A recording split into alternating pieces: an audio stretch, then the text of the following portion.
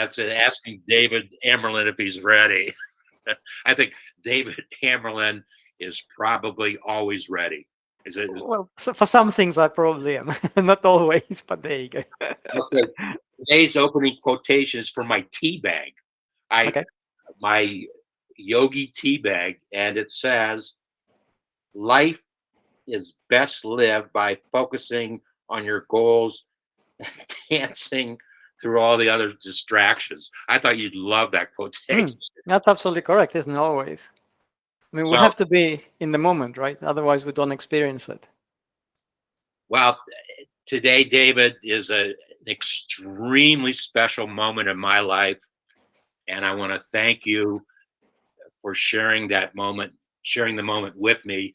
And um, I could not have made a better choice for an individual to share that moment. As you and I have been discussing, I've decided my final business chapter in life is is going to be celebrating business, Mhm. because I've been celebrating business. Well, I've actually been celebrating business since I was probably 6 or 7 years old. Well, because I had business in my family, but and so that was part of our lives. It's a frame of mind. I understand. Yeah. And I had my first marketing sales campaign was when I was 7 years old, and I failed. I took that postcard around to every single house in our precinct, because my father was running for political office, public office. I was asking people to vote for my father, and only about a third of the people that I asked voted for him. I don't know. I mean, you could say you were at that tender age, you were a third successful. I think that's pretty good going, right? Well, see, you put the spin on it, David. You made a positive, and that's another thing. And you and I might have a little argument coming up here, but I want to say thank you for we today is the first episode of celebratebusiness.tv. I Okay. have a domain, and that's where we're going to put all the videos. Okay, that sounds good.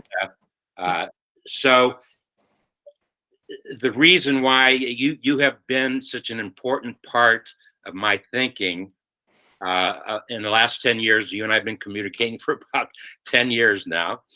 And It's been 10 years, right? Yeah, that's crazy. But there you go. Yeah. well, and you have a marketing and sales mentality. There's no ifs, ands, buts, or whys about that.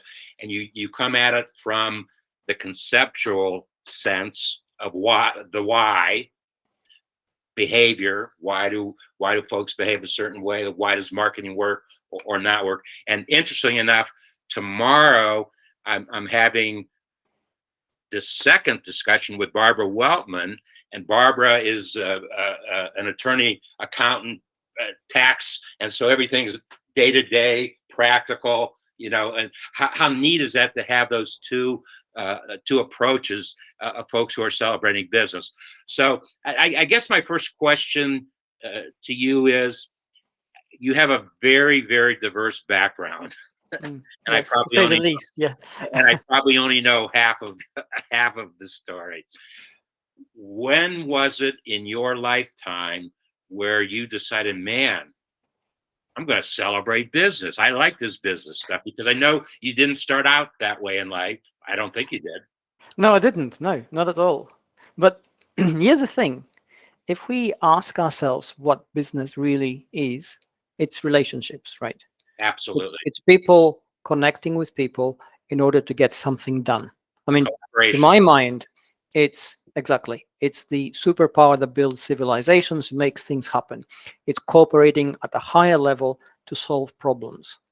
Sometimes the problems can be personal. Sometimes, in a bigger scale, they can be a little bit more perhaps expansive, global even, and businesses cooperate and they make this happen.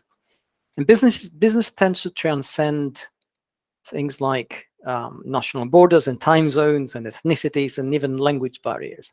And I love that. I think this is our superpower. So I kind of like people a lot.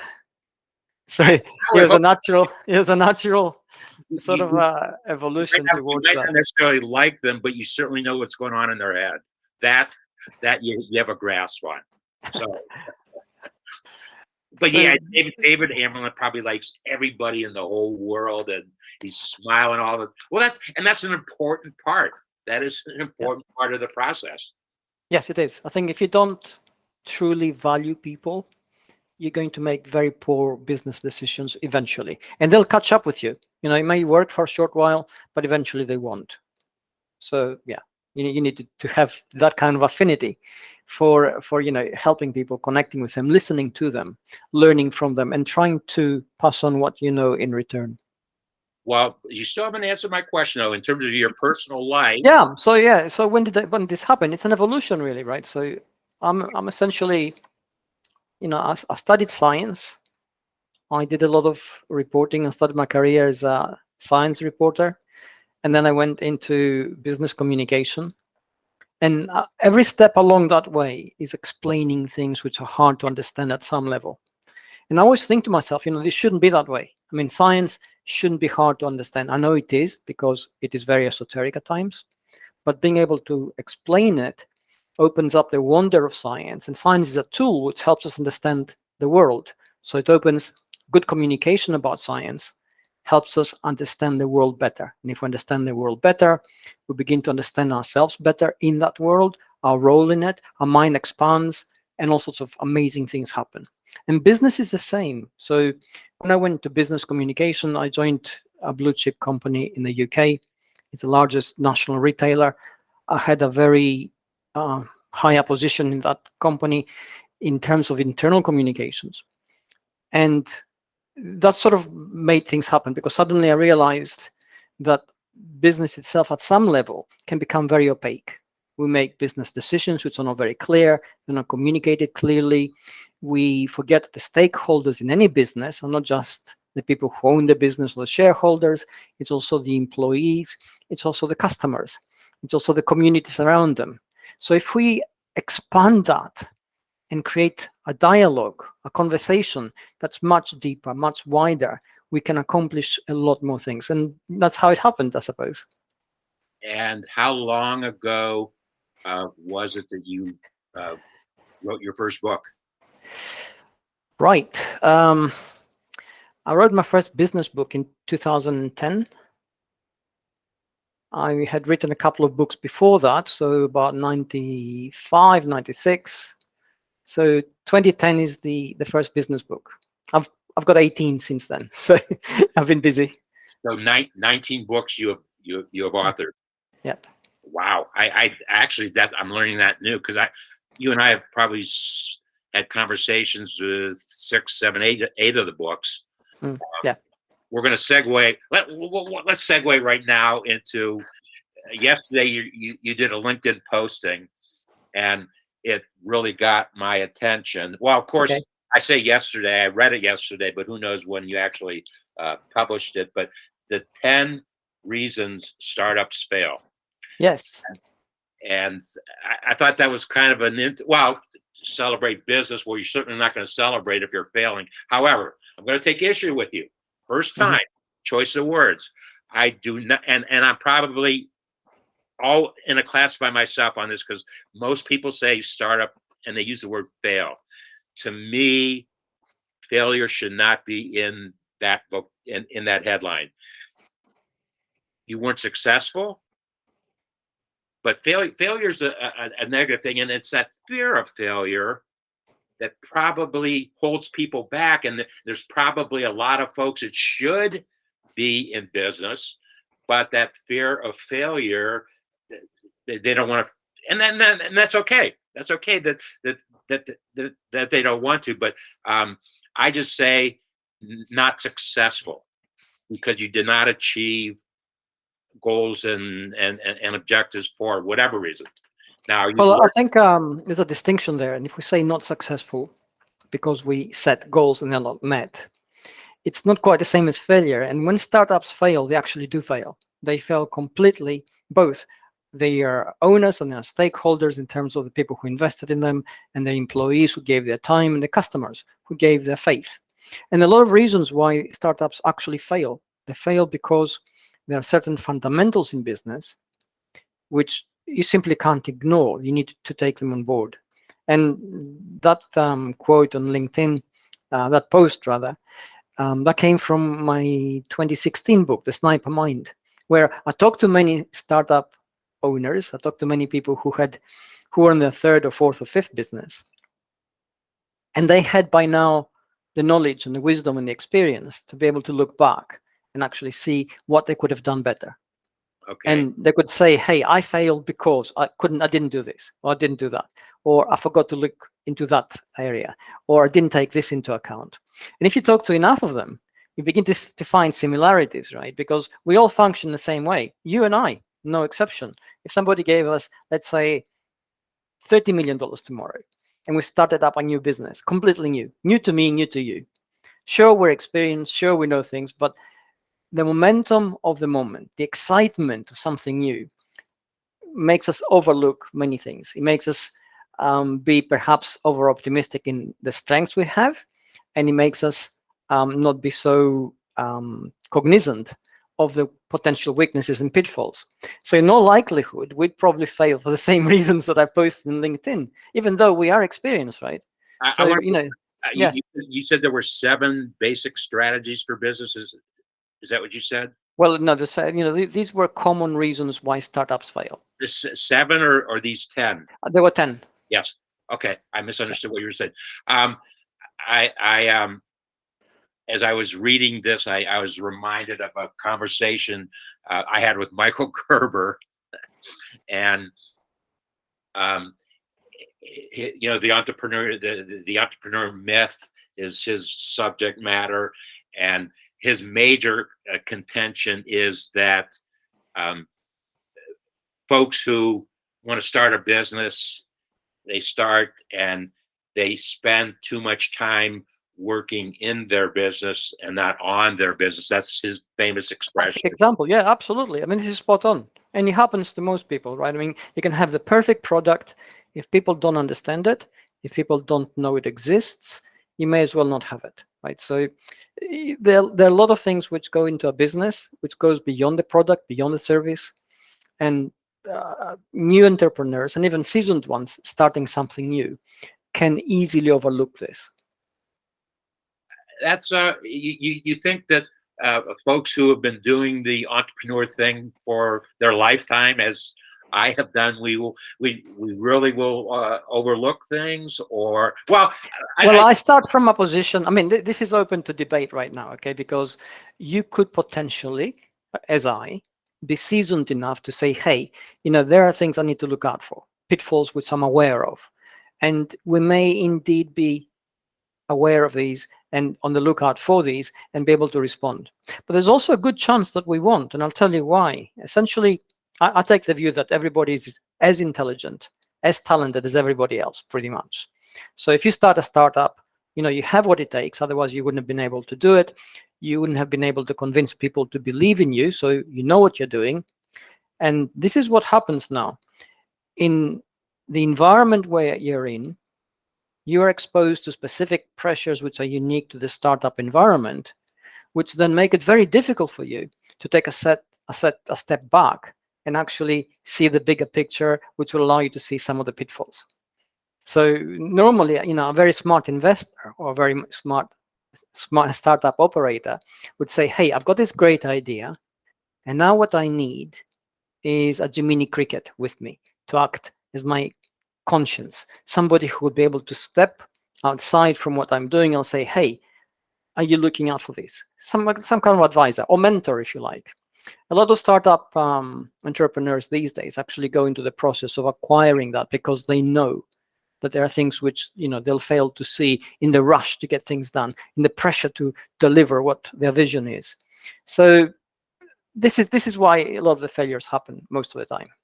Well, and as I was listening to you speak, I think now the difference between me is most of my life I've been a solopreneur. not really happy. Well, and that's a whole different Yeah, ball yeah, game. it is. Yeah, yeah. I It's understand that. it's me and my family or whatever. It's not employees. And only one time in my life did I have a staff of folks, and I started a magazine from scratch, and I had 15 people on the payroll from day one, and uh, I did not enjoy that experience because I was spending too much time doing handling employee. We were young. I was the oldest person in the group at 30 years old, and Okay.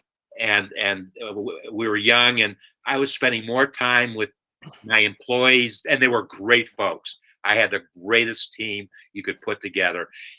I was spending more time with their personal problems. Oh, I'm late on my car payment. Can you loan me some money to Yeah, make yeah, my car? And I did not like, because I was taking too much time away from what I do best. yeah, yeah, So yeah. I said, you know Well, what? there you go. So, I mean, that's a classic example. This is the environment. The environment always guides us. So, for instance, I mean, you're in Cincinnati right now. Let's say I take you out of Cincinnati and I put you in Greece. Taiwan. Bring me to Greece. Okay, okay, Greece, Athens, Greece, perfect example. And you're gonna love it, right? The weather's nice, people are friendly, and things are different. Okay, there's a little bit. It's not run the way Cincinnati is run. The culture is different. People have really long days, and afterwards they go and socialize until midnight or 1 o'clock in the morning. And you're gonna tell me, oh my God, how do they get anything done? And the next day when they say, okay, we're gonna meet at 9, they probably don't mean 9. They mean 9:30 or even 10. At 10 Right? o'clock every day, they stop for coffee. What they do it. Yeah, that's right. I don't know if it's Anyway, Greece. the thing is, the point is, this would get to you until it didn't. And the moment it didn't, because you become acclimated to the environment, to all intents and purposes, you've not an American from Cincinnati anymore. You're a Greek living in Athens because you're responding to that environment. So then although your experience is different, your culture up to a certain point is different, your knowledge is different, your responses will be very similar. And that will make it very difficult for you then to change anything around you. You'd have to learn how to flow with the system and make it work for what you have. So, we're all like that. If you go into a new business, after a while, you begin to basically respond to that environment that actually provides you with. Well, I think the pandemic created a whole new group. There right now there are more solopreneurs in this country than there's ever been. We don't even Yeah. know how many there are, because folks were put in their homes working for somebody else, out in their homes, and say, wait a second, this is my home and I'm doing it for them. I could be doing the same thing for me. And so you know, they got into it. So there's a large host, and interesting enough, I mentioned Barbara. I don't know if you remember, she came out with a book in Yep. the second, well, it was the first quarter of 2020. Mhm. First quarter of 2020, it was a rush job. It was an absolute rush job. Startup guide, okay? And what I enjoyed about this book, it's the finest startup guide I ever seen. But because what Barbara did, she didn't even realize she did it. I said, Barbara, do you know that you've created checklists in here, and you've got 200 items in those checklists. So if somebody goes down the line, they're not going to miss too many things if they go down the line and say, yay, no, me, yes. And I said, this is unbelievable what you have done. And her timing, they came, well, I guess her publisher said, we need to do this because people are in their homes, and Yes. it's going to happen. It's going to happen. So it's funny. And I think the whole marketing and sales, what's happening, there's changes, and people don't they don't have their hands around these changes yet, because it's a different business dynamic. Do people buy out of their homes and occasionally come to the storefront, if you will? And there was an interesting business dynamic that happened right here in Cincinnati this week.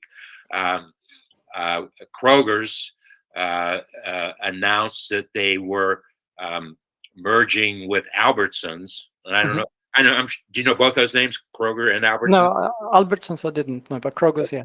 And so they're creating an entity now, which is the biggest, It's second quite biggest. huge. It's quite large. Yeah, yeah, I understand Now, that. I've been reading about a lot of people say, "Oh, here it's giants getting together. They're going to gouge prices," Hmm. and this whole thing is happening when the price of groceries is, it's challenging right now Yeah, for it folks. is. Yeah, yeah, Okay, now exactly. I guarantee you the mentality at Kroger and Albertsons is in right now. How are we going to address that? Well, we're going to buy in greater volume, and now we can sell for lower prices, and so we can help the folks. Everybody wanted to take the negative, and I said, my goodness, there's not a better time for that to be happening than right now. Yeah, And so yeah. Efficiencies of scale. I mean, business always adapts to the challenges it faces.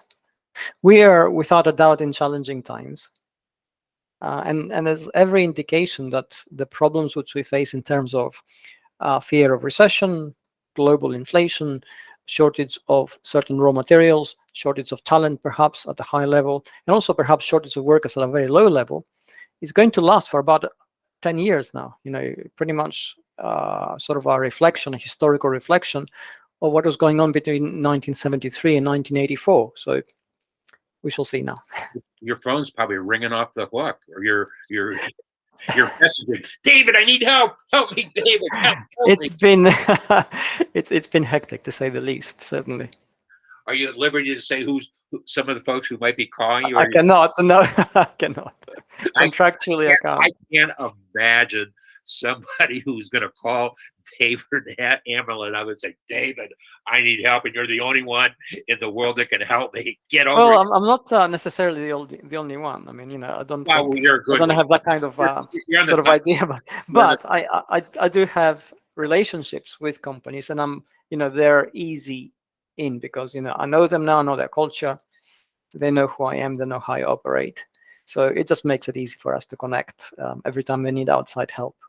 I want to know how your publishing experiment, how many downloads have folks had for your books? I've had well, it's pretty good actually. I've had 15,000 downloads over the last since I put it, yeah, which is it's pretty good. Yeah, there's always that you think would I have had as many sales if they were up for sale, but my thinking is probably not. Okay, because selling something is totally different in terms of approach.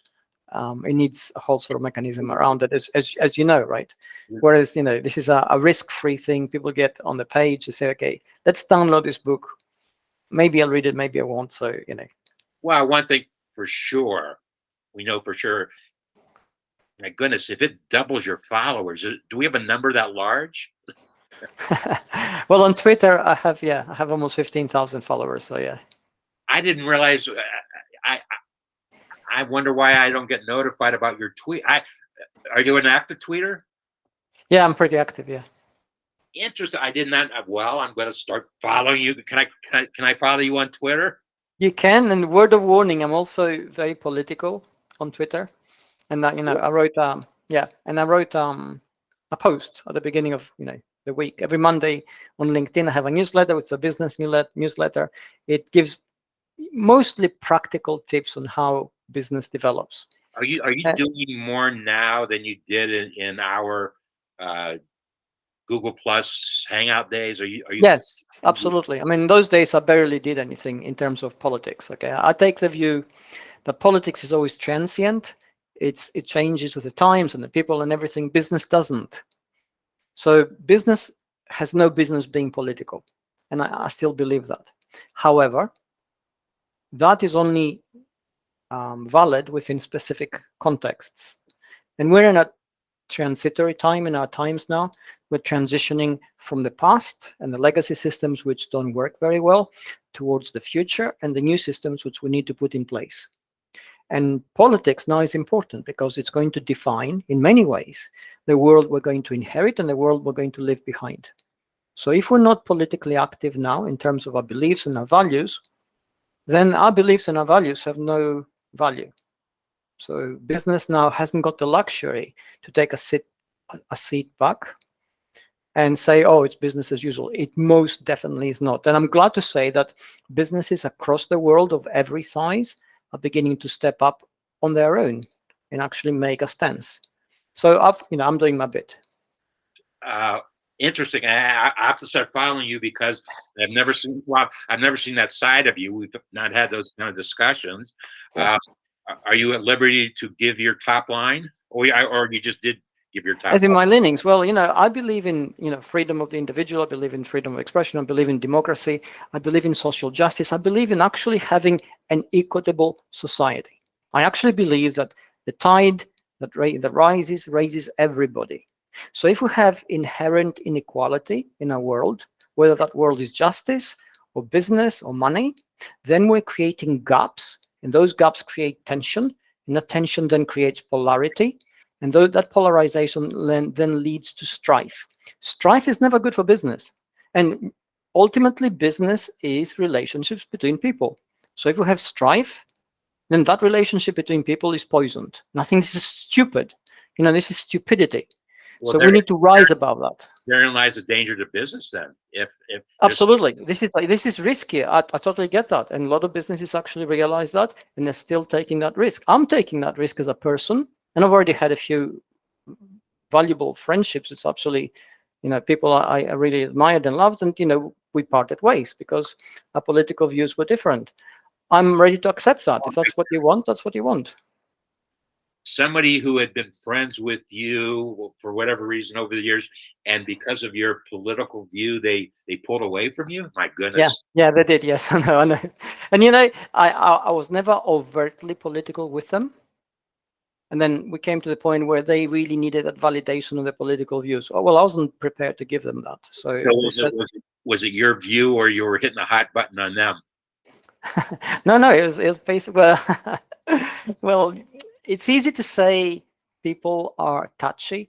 Even somebody who may have an entirely different political view from you has a valuable perspective. And in my view, none of us has a monopoly on truth or a monopoly on what is valid in the world. What I believe should happen in one context of society doesn't mean it should happen universally. That's stupid. We're going to destroy ourselves that way. So really, we need that multiplicity of views for somebody to say, hey, hold on a sec. Have you thought of this? Have you thought of what this will happen? We need that different perspective. So I never really push people away, even if their views, the political views are entirely opposite to mine. But if they couldn't live with mine, so there you go. That was their choice. I had to respect it. Well, I promise you this. I promise you, regardless of the tweets that I read about you, I will not pull away from you. Thank you. Thank you for that. I appreciate Well, it. I can't put my hands around the pulling away because of. I mean, but polarity in this country, in this world. I mean, it is. Well, this is exactly what I mean about the difficult times we live in. If we don't make that stance, if we think, let's draw a picture which is entirely skewed right now, and let's suppose that the majority of us agree on something, and this is the way it should happen, and this is the just thing. But because we agree and because we are reasonable, we say nothing. Because we are agreeable people, we don't raise our voices. So who is actually going to raise their voices? A minority who wants something for themselves because they are convinced they're right. So that's not going to work. And we need to have that sort of multiplicity of views working together, trying to find the middle ground, which is always difficult because compromise is always difficult. But ultimately, compromise, cooperation is what actually allows us to become stronger. And that's what I'm advocating for all the time. Well, and I just yesterday I did a video, and I made the statement that business is about collaborations. Yeah, And absolutely. the more collaborations we have, guarantees that the business will be there tomorrow. Yes. The more collaborations, and now I think more so than ever it has to happen, and is the polarity so great that I mean, these collaborations are breaking apart, or I mean, that's Well, it really depends. I mean, most businesses, being practical, try to find ways to work together, whatever the environment around them. But sometimes they can't because of their particular niche, perhaps, or they can't because of the particular guidance they receive from those who are in charge of them, or even the shareholders. So they have to make a decision. But ultimately, what keeps a business alive is the relationship it has with its customers, because they are the ones who actually keep it alive, and the relationship it has with its workers, because they actually make it happen. So finding those connections, ironing out the little sort of anomalies that we have in every kind of relationship, finding the way that we can actually work together. That's taking time and effort, and it's tricky right now, and it's really, really tricky. you're talking about in the business world working together. Yes, absolutely. Yeah. But also you have to work together with your customers, right? So I mean, Starbucks made Disney, for example, they stood up against the ban in the abortion ban in Florida, and the ban on trans rights, and the governor of Florida rescinded or changed their tax status there. You get these tensions and you get all these things happening, and Disney responded to what its stakeholders want, right? In terms both inside the company, the workers who make things happen, and its customers who actually keep the business alive. These things, we're going through a very rocky period right now. It's always very difficult to be very judgmental about it, because whichever way we judge it, we're going to be wrong, because it's going to sort of make some people feel marginalized. I think the best way forward is through dialogue, through working out the kinks that we face, and also trying to find the similarities that actually unite us. I guess that's a good segue into a discussion on intentional. Yes, that's absolutely, yes. Thank you for that. And I mean, it couldn't come at a better time, right? Because if we don't, thank you, David. Intentional, available at your favorite bookstore, and thank you for that. But yes, I mean, being intentional means being aware of the impact of our actions, being aware of the motivation of our thinking, being aware of the bias behind the things which we're inclined to do or not inclined to do. And then once we sort of work through that, then we sort of put forward the kind of behavior that is fully aware of the impact that it's going to have. So we become fully intentional, fully sort of embedded, if you like, in the value and the impact of that behavior. do you remember my lead question to you when we were having a conversation about the sniper mind? Do you remember?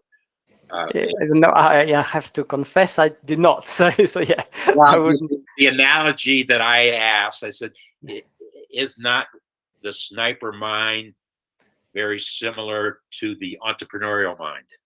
That Yes. was, and Well, of course it is, absolutely. I mean, because you're quite right, and in many ways the analogy is very, very sort of maps one-to-one very closely, because a sniper, although is supported by an entire army framework, works on their own. They face very pressing problems under very difficult conditions. They never have the resources that they need in order to do their job easily, and they still have to do it, and they still have to get the outcome, the positive outcome that they seek.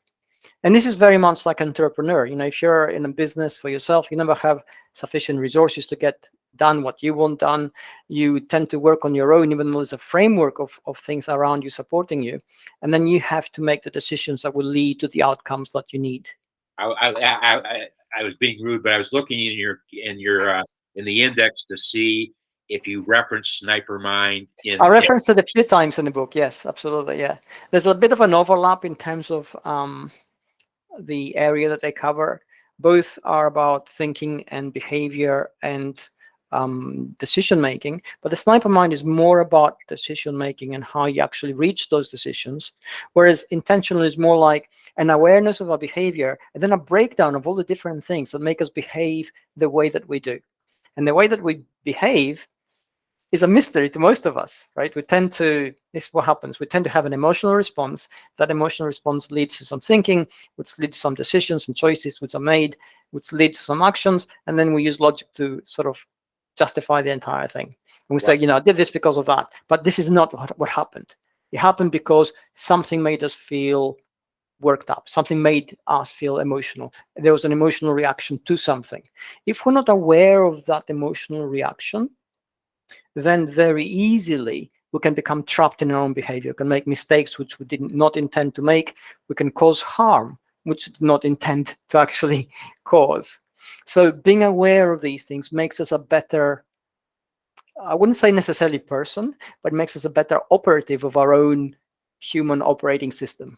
Well, I can say with straightforwardly, your book has had more impact on me personally because uh, it explains my why, and I suppose it explains everybody's why.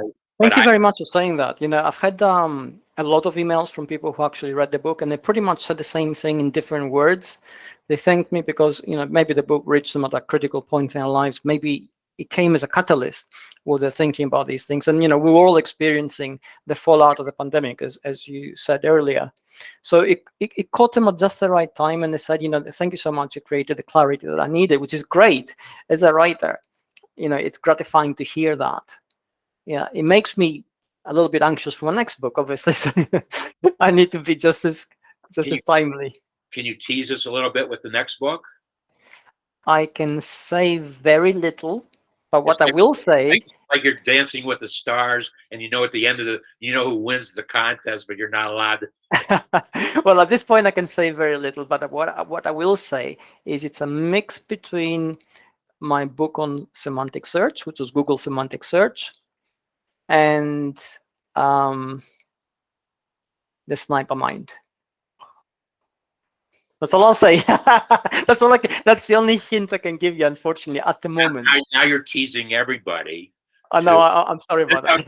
to download those two books, then to read them, and then to say, "Wow, how is he going to tie these together?" And I'm going to anticipate what is next. And then they're all going to be waiting for your next book. There you Yeah, go. That's yeah. The I. anticipation is actually not that difficult. There's something happening across the world technologically, which is challenging us all. And again, that's all I'm gonna say. Okay, it's a bit of a teaser, but once it comes, you'll think, right, that makes sense. So yeah, hopefully, that's my job is to make it make sense. I can guess it's something, and I think you and I have had this discussion before about artificial intelligence. I mean, Mhm. That's an element in that. Web3 is in that, ontologies and structured what? data, obviously. Okay, The metaverse, all those things. please give a definition of Web 3. Okay, here's the non-technical definition. Web3 is what Web 1 was expected to be, was hoped to be, if we had had the technology that we have now. Okay, so let's now unpack that, right? Web 1, which is, the internet, and suddenly we thought, oh, internet, no time zones, connectivity, massive amounts of information at your fingertips, all the things you want to do at any time you want to do it 24/7. We're hoping for all those things, okay? What did we get? We got static websites. We got no real e-commerce to speak of at the time. And that was it, right? Pretty pages, waiting forever to load up on a dial-up, which is crazy. Now we get into Web3 and via Web 2. Web 2 has been essentially the social web. We have seen interactive web pages. We have seen information being taken from one area and passed into another. We know that we are co-creators all the time. So something which you put out, I can take it, put my own spin on it because I'm promoting to my network. So basically, I took your post which you created, I co-created that and passed it on. My co-creation added a very specific value to my audience. At the same time, the core value came from you. This is Web 2. We get into Web 3 now, and Web 3 essentially is all those layers we have had up to now with 3 additional layers on top of that. What are they? One is hyperconnectivity. That's enabled by 5G adoption globally, or universally, I should say, not globally necessarily.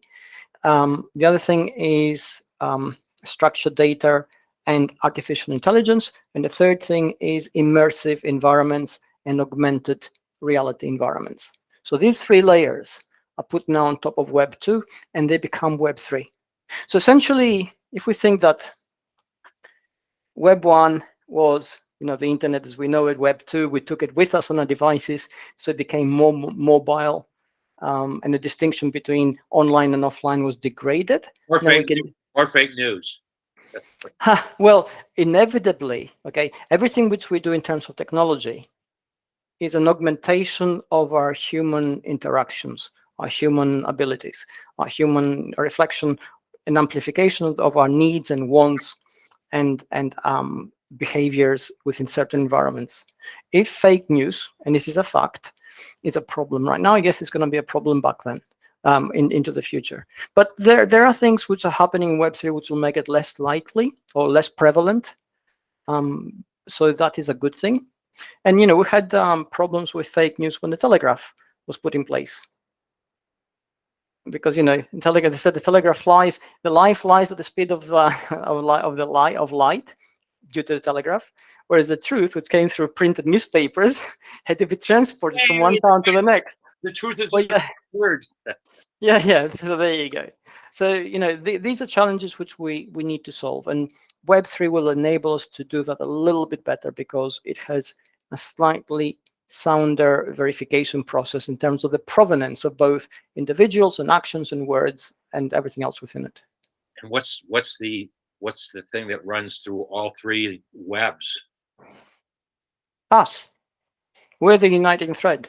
Basically, they reflect our need to do things, to get things done, to be informed, to be entertained, to connect, to do business, to be free from the anchor of our physicality in terms of, this is not any kind of sort of dream to upload ourselves elsewhere, but, if you're in a little sort of town in the middle of nowhere with about, a couple of thousand people, the chances of basically finding the job you want are very, very small.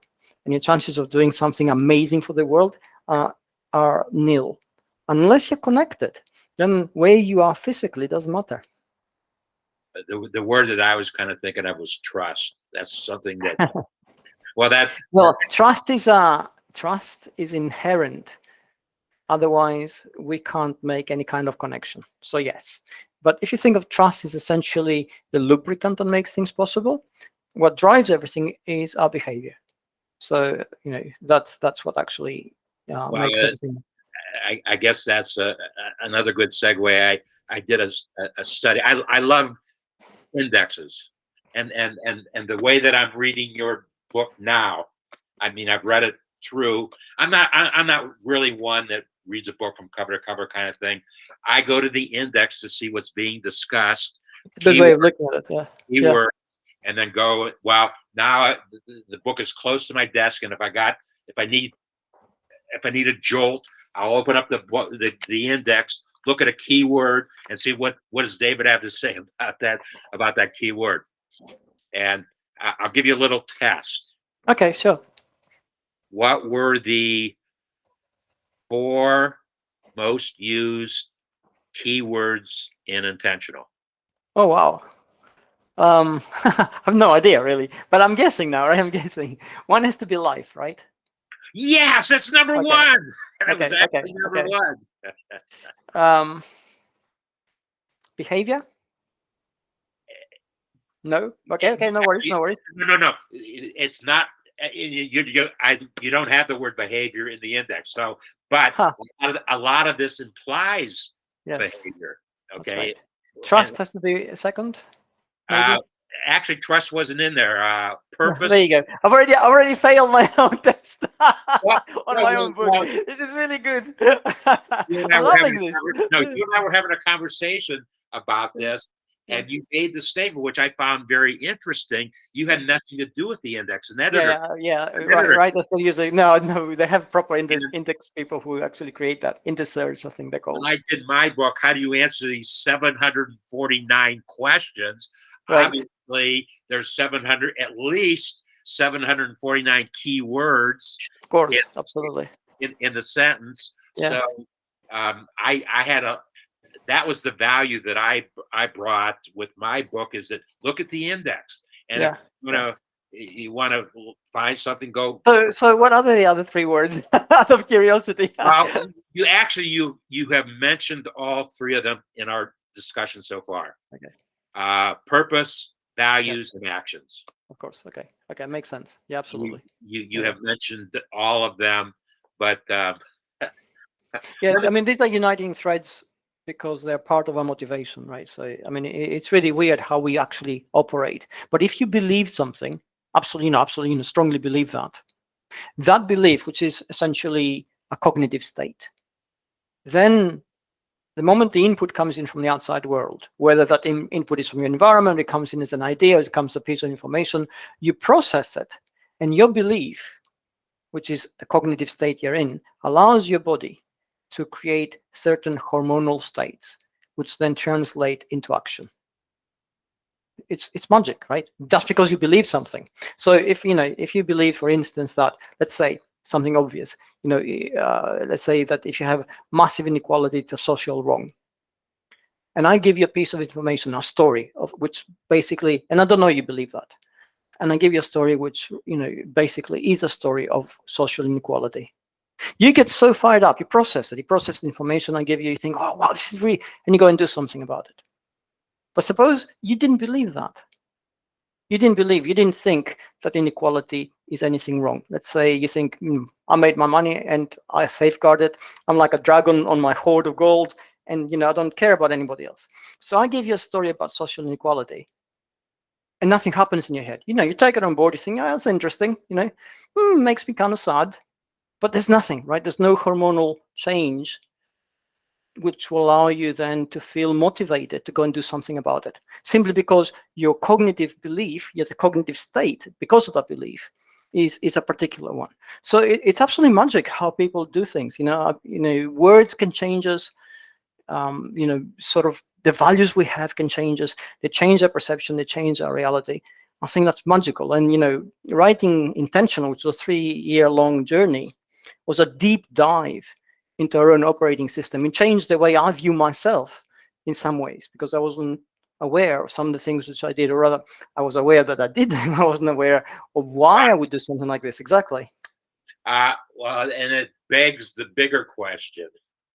Okay, what is the difference between David Amerland, the neuroscientist who was not certified to be a neuroscientist, and the certified neuroscientist? Well, And it's a good question. Okay, yeah. And here's the difference. Okay, neuroscientists, which are amazing people, have knowledge and specialization which allows them to essentially look at the structure, the physical structure of the brain, and carry out experiments which allow them to understand how that physical structure then gives rise to the magic of a behavior. And they do it very specifically. They might look at a particular hormone, or a particular gene, or a particular sort of combination of genes and hormones and environment, all those things. And they do it in a very narrow, very deep very sort of deep perspective. And I'm free. I don't do any of those things. I don't devise experiments, really. I don't have to do anything like that. So what do? I look at all the different studies. And because of my own scientific background, I understand the studies. If I don't, I have the potential to, go into them and understand them. And then I look at other things and other things and other things. And then all those things merge in my head, and I can see a bigger picture than they can. But I can only see that picture because they've done the hard work. They've gone in depth and created individually those studies. So, what did Einstein say? He said he stood on the shoulder of giants to see what he saw. And you think, yeah, how can I, you're really smart, you're Einstein, right? But no, if he didn't have the previous work of people who were very specialized in mathematics, very specialized in physics and chemistry, he wouldn't have been able to synthesize that vision. And that's my superpower. I can see the connections, and I synthesize things. Don't you have some training in chemical engineering? That's right. Yeah, that's my scientific Also, background. you have the data points. Well, that's what I helps me understand the thought the studies answer, and the mathematics. I thought the answer, and maybe I'm wrong. Can a neuroscientist over at UC Health, where I go, there's a new building of neuroscience, and I guess that's a new thing with hospitals are having these big new structures, and they're calling them neuroscience. So does that mean that a neuroscientist in that field can prescribe medication, and you can't prescribe medication because you? I think very few, if any, neuroscientists, to my knowledge, would be able to prescribe anything. They would have to either have an additional sort of qualification, or they would have to work with somebody who can. But what neuroscience does is it tells us, let's look at you. You're creative, and what do? You have the urge to paint, and when you get that urge to paint, you get that urge to paint within these contexts. So these are your triggers. You say, okay, what happens to your brain, inside your brain, the correlates of your different states, the cognitive states, which are basically neurons, which are like switches, right? They come on and they come off. What happens? What centers light up when you get that urge? And when we look at the structure of the brain within that, then we begin to understand partially the triggers that allow certain behaviors to emerge, or the combination of different centers of the brain which allow specific skills to emerge. And that's the magic of it. We think to a certain extent we're all unique, and that's true. But to a greater extent, we're all the same. We all have a brain which is more or less the same, and it lives in an environment and processes information. So if we're able to better understand how it does that, then we'll be better positioned to both understand and take advantage of our uniqueness. Well, and tying it all together, uh, that's what marketing and sales, the challenge is human behavior and Yes. understanding why. And that's I was gonna The best salespeople are psychologists, not professionally, but they really are. They look at behavior, they look at different people, they love them, right? You have to love people to do that kind of job. And then they try to help them.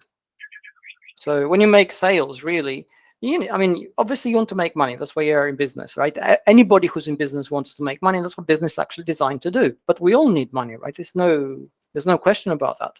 But then if you look at the best salespeople, they absolutely love people. They know how to talk to them. They know how to connect to them. They know how to actually listen to what people say so they can understand what is their problem.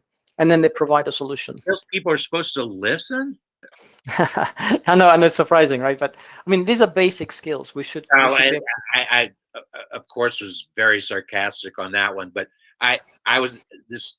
I went to a network meeting today. Okay, and the purpose of that meeting, as I understand networking today, is to establish relationships. Maybe a collaboration is going to form. The second person I met there asked me, "What do you do?" and well, I celebrate business. That's pretty simple. Well, yeah. Well, what do you do? Well, so I said, instead of me trying to explain to you, let me give you a sheet and it explains what I'm doing. It's got details it'll tell you everything.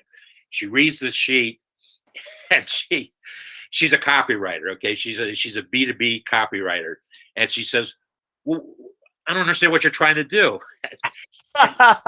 what she was trying to do, she was trying to sell her services. Yes. And the approach that she was taking with me, instead of asking me the questions, well, why did you say this, or why did you do that? Oh, well, what are you trying to say? Here, let me say it for you better. Well, yeah. and I bring up that, and it was an older person who's been doing stuff for 25 years, and they should know better. And yeah, sometimes we don't. Okay, that's because we're doing something forever, and we may be really good at it.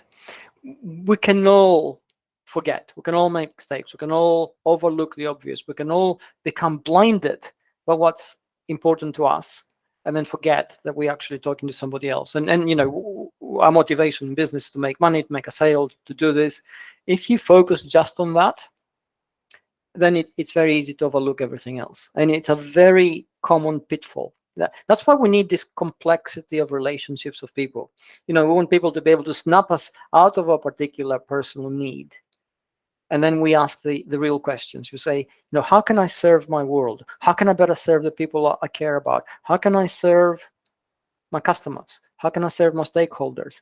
And if we use the word serve as opposed to do business with, which is a little bit transactional, then it changes the entire perspective. Changes the Absolutely. perspective, changes the approach. If I can interrupt you for a second. Yeah, you can, absolutely. You got me so excited. The last conversation we had, you used the word serve. The Yes. next time I had the opportunity to do it, I used the word serve, and I got feedback response because of my use. Thank you, David, for, well, go into that a little bit deeper. It's an extremely important concept that people don't grasp, and they need to. Would you please? Yeah, I mean, thank you for that. And yes, it is really important because it snaps us out of the specificity of our task. So, I'm all right at what I want to do. Really, I want to sell as many books as possible. So if I came here, right, and he said, well, what are you doing today, David? I would mention my book. I'll say, you can, I've written this book and I've written that book and I've written another book and you can buy them everywhere. And in the next paragraph, I should give them free as a download. Yes, I do that because that's my thing. Okay, I think I'm joking. It was one of the smartest things I've ever seen in my life. Congratulations. Thank you. But the point is, if I'm sort of focused on selling my book, what a turn off that is, really, because I haven't given you anybody the slightest inkling of whether they're valuable or whether they actually solve anything or what was real my motivation for writing them beyond the need to make money. And these are actually the most important things. You think, well, why did I write those books? Are they valuable? If they're valuable, what problems are they actually solving? How could the other person use them to do something better? And if instead I'm focused on serving, then I would actually start with those things. And then incidentally, let's say, if you want to buy them, they're available, on Amazon or whatever, go down there and buy them. But those are the things we need to focus on. The moment we do, what happens? What is of primary importance is the connection with people. And that actually is what makes everything else happen, right? Sure, we need trust, absolutely, otherwise nothing will happen. Sure, we need to have very specific skill sets in order to do things, to communicate effectively. But if we don't have that connection, then we don't have anything. And that connection starts by that willingness to say, how can I really help you? So there you go. Basics. I didn't stop.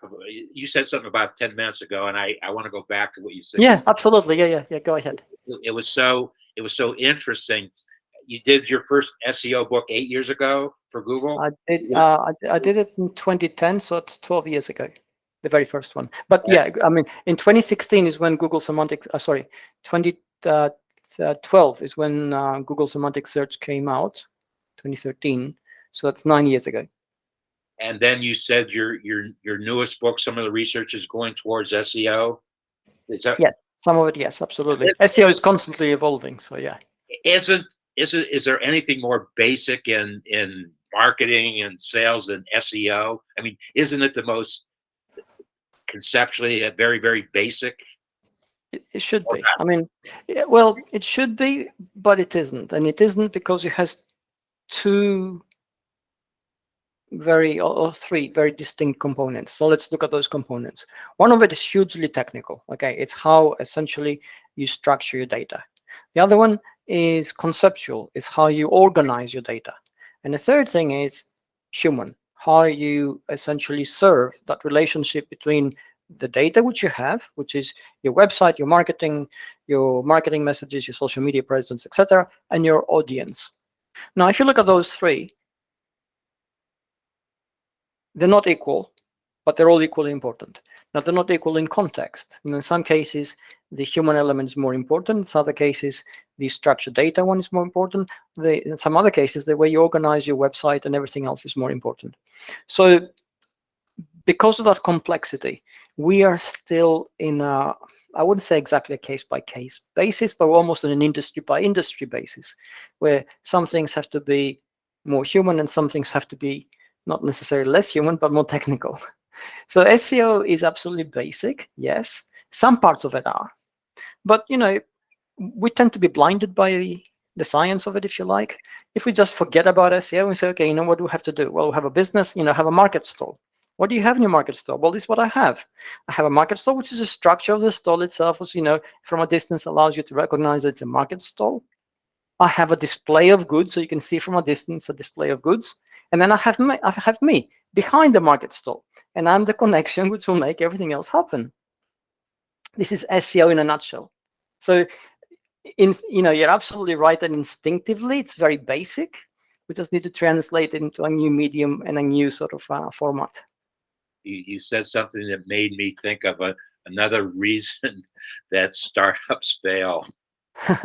Which I is, will agree with you. I did before, but I'll agree with you that startups can't fail. Well, and the reason I didn't see it that way was because I've been a solopreneur, so I didn't have no, I understand what you're saying. I didn't have all the challenges that businesses have. I chose not to go that route in my lifetime, and it worked for me. It would work for a lot of folks, but it worked for me. There's another reason: greed, greed among the venture capitalists. Well, yeah, I mean, this is also, I mean, this is human behavior again, right? I mean, you got to think there are certain human behaviors which, depending on the context, can be good and can be bad. I mean, if you take greed, which is a deplorable thing to have, let's say, as a character trait, you put in the right context, and that will allow innovation to happen and accelerate change, and will allow us to get a lot of things. Put it in another context, and it pretty much destroys everything. So everything which we experience as a character trait has some kind of use. It just isn't equally useful at all times. I'm a great student of military history. There is a particular case where there's this Canadian, and I can't remember his name right now because it's been a long day and it's the back recess of my mind. That's but like he 6 hours into the future. but he essentially took over on his own a small town, freed it from a German brigade that was holding it. He went down the street, firing at every soldier he saw, killing them and wounding them, throwing grenades with either hand, absolutely crazy stuff, the kind of thing you see in the movies. And, he's a hero, obviously. He got a Purple Heart for it. Okay. The mental aspects, the character traits which allowed that person to do that extraordinary feat of bravery and free a town on his own, those same character traits, if we put him in a company or in civilized society, he's probably going to turn out to be some sort of murderer or psychopath or something like that. So, we have to think about context. We have to think of the things which allows us to do things. They're all equally valuable. And that's why we need to get past the boxes that separate us. We need a multiplicity. None of us has all the answers. We only have a piece of the puzzle. Our brains are only good enough to say, okay, this is what I understand. I'm going to give it to you, run with it. And you're going to say, oh, wow, David gave me this piece of information. Now I understand something better. And I'm going to go and do this, which is amazing. And somebody else will see what you've done. And you'll think, I can now connect that to that bit. And that's how we grow our world faster. This is how we become resilient to things which threaten us, like pandemics and climate change, to which we cannot control so easily. So in order to have that resilience, we need to have that interconnectivity amongst ourselves, and then the willingness to cooperate as much as we can, coupled with a really, really deep understanding that we're all fallible. So, if we manage to do this, there's nothing we cannot do. If we fail to do this, then we know we're going to little boxes, and pretty soon we're fighting against each other, and the whole thing goes to pot. Quick case study. Yeah. Why is Meta going to fail? Meta's going to fail for the same reason that Facebook has barely succeeded. I know we can see Facebook as a massive success story in terms of social. Yes, they were the first kids on the block. Yes, they were able to scale very quickly and very massively. And because of that, they made a lot of money. But they're failing. They're failing because they never put the user first. It's always about what they wanted. Amen, brother. Well, I do a lot of posting on Facebook. You do a moderate amount of posting on Facebook. I only use it as a platform, and I use it because folks from my past, from my 50 years ago, 60 years, are reading stuff that I'm writing now. And that's fun. That's fun to. Yeah. And it's connection. I understand that. Yeah. It's connection, but the technology is so unpredictable.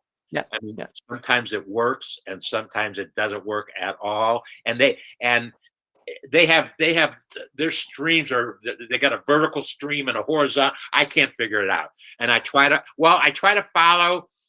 I post something and I try to follow it. When do they read it? When does the person read it? And it's unpredictable when they're going to read Yeah. it. Yeah. And now I'm finding out that less folks are reading my postings, and Yeah. I don't think my thinking hasn't changed, and I don't think that many people have gotten fed up with it, but maybe they have. But I just it's not a good thing. It's not, No, it isn't. and they depend upon folks like myself and you for content. So we bring more people to their platform. So we bring more people to the platform, and they can put our profiles in front of their advertisers, and that's how it works. And the concept is pretty good. I have actually bought stuff off my Facebook page because Yes. because of You saw keyword. something. Yeah, absolutely. Yeah. Yeah. Yeah. I But understand that. it's amazing. Okay, final thing. Okay. Because you have brought a wonderful dimension to my life. Thank Uh, you. Thank you for that. uh, there, I received a book called, a friend of mine sent this. It's called David The Superhero. superhero. Yeah, I don't know I if I am that. I am going to regift this book to David, my superhero. Thank you so much. I really appreciate this. Well, once again, you need to send me your address, and I will. I will do that. Yeah. I, Okay. I, I will send it. I'll even sign it. It's a big thing. You got it. You got it. That'll be awesome if you did that. Yeah. Thank you. Well, I'll put a little. I'll put a little thank you note in it. Okay. I'll explain why you're my super. David, thank you for your time today. Thank you for sharing. Um, you share. You share. You share more as much as anybody I've ever seen in my life. Is that? Am I pretty accurate? In Yeah, that? I'm very. I come from a background, where you usually didn't do that. You kept your thinking to yourself because if you open it up, you may lose. You may lose a competitive advantage. You may get reputationally damaged. And then back in 2011, Google Plus came along, and we all started, discussing things quite openly, and it sort of changed my mind, changed my thinking on that, and I Really? became. It was Google Plus that had that big transitional. Yeah, exactly. Yeah, because we started discussing things really openly at a very high level, and it actually gave us an environment and a platform which made this possible. We actually could have lasting value, deep value in conversations that took place both in real time and asynchronously, sometimes for weeks on end, and would arrive at really, really valuable decisions or outcomes in those conversations. And it completely changed me. These are people I didn't know. Some of them were direct competitors. A lot of those people didn't even know me. They were taking sometimes my word on faith and thinking about it. And I became a proponent of open conversation, open sharing things as much as possible. And in time, research also showed that this is this is valuable.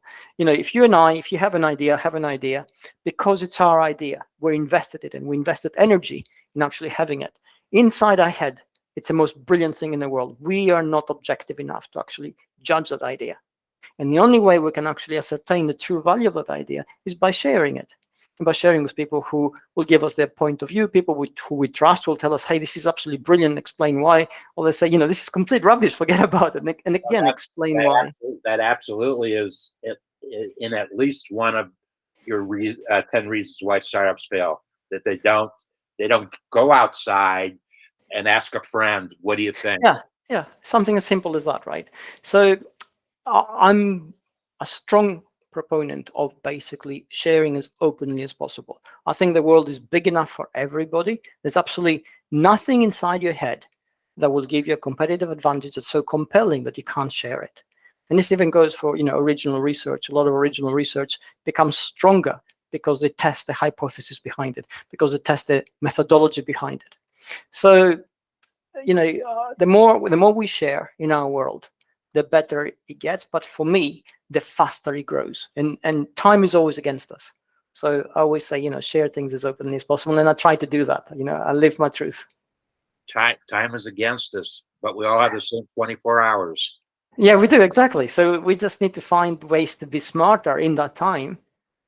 Collaboration, cooperation, sharing, connection, and the things which come with it, relationships and trust. And I think, These are invaluable. and I think you've just now summarized why you celebrate business, because you've got to bring all those things together, and it's fun. It's fun when you bring them together and you get the feedback and see, wow, I was right on that. I was right on. And that's okay. How long do we have to wait until book number 20?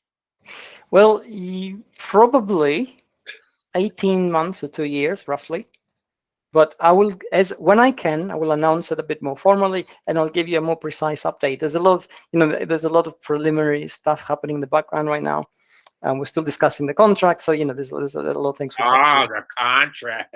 Yes, I know. Yeah, that little bit. Yeah. but you know how to publish now. And if you know what, if you need some help, I've spent over 50 years publishing, so we can make this thing work. We could, absolutely. We'd have to give it away. No, I'm a bit sarcastic when I say that, but think about this for a moment. You've got a tremendously large following. Okay, that's what a publisher brings to the value a publisher brings. It's not about how they mechanically produce the book. I produce the book working with a printer. It's the connections they have and the value. Well, it's the initial surge of sales. I mean, with a Sniper Mind, for instance, when it first came out, bookshops got something like 25,000 copies. Amazon got 10,000 copies, and that all happened in the first 2 weeks. So they have the network for that to happen really quickly. So in terms of that, I think a publisher is invaluable. In terms of reaching out to the ordinary reader, no, they can't do that. You're right. They need me. They need you. Somebody needs me? Wow. That was a nice thing for you to say.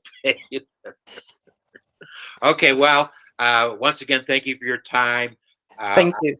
I'm already looking forward to the next time when we can have a conversation. That'd be awesome. Absolutely. Whenever I'm always open. So thank you for being the very first conversation in celebratebusiness.tv. You saw it happen here. You saw it happen first. I did. Good luck with this new venture for you. And until next time. Okay. Thank you. Take care.